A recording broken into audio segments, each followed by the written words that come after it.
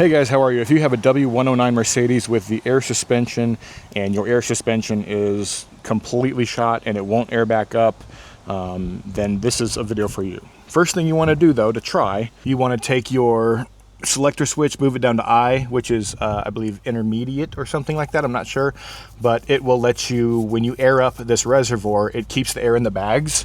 So try this first. Right behind there is an air reservoir. See if I can show it to you.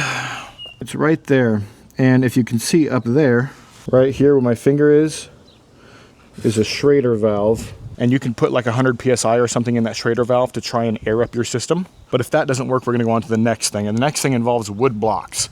Now, it's gonna be pretty easy. I had my friend make me some for the rear. The front ones are super easy. The front blocks, and I'll show you how to install them. This is just some 1x material, like maybe like 2 inches or 3 inches by 3 inches, somewhere in there. Little block, I got 2 of those. So in the rear, let me show you. I'm gonna take this one down so I can show you.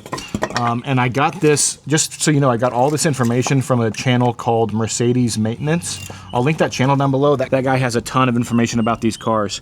So my friend, he's a woodworker, but I mean, is he really? If you look at this, I mean, it's kind of uneven. So I showed my friend, the woodworker, the thing that the guy on the Mercedes Maintenance channel built, and he did this. He just took a block. It's like a 3x4 or whatever you'd call it. It's like, this is like 4 or 5 inches across. This is like 3 inches across.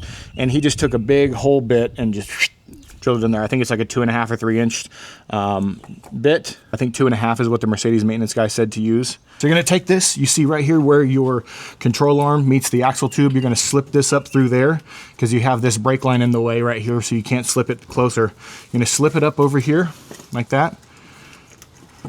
Then you're gonna scoot it over to where it's like touching the shock basically. And then that is where it's gonna be, right in there. So it's gonna be right under this bump stop. So when the car comes down, it comes down on this. And then you take this one and you put it on the other side, and then I'll show you the fronts. And if you can see, here is the height of the side that we did the block on, and here is the height of the side that we didn't do the block on. Much lower. You can also tell like this camera is perfectly straight and level. You can see the slant there, how much height difference it gives you. We're at the front of the car now, underneath here. And I'm looking at mine, and I don't think I'm going to put wood blocks under the front of mine. It should be high enough already. But this right here, this little wood block, would go right under here in the bump stop, in between the bump stop and the frame there.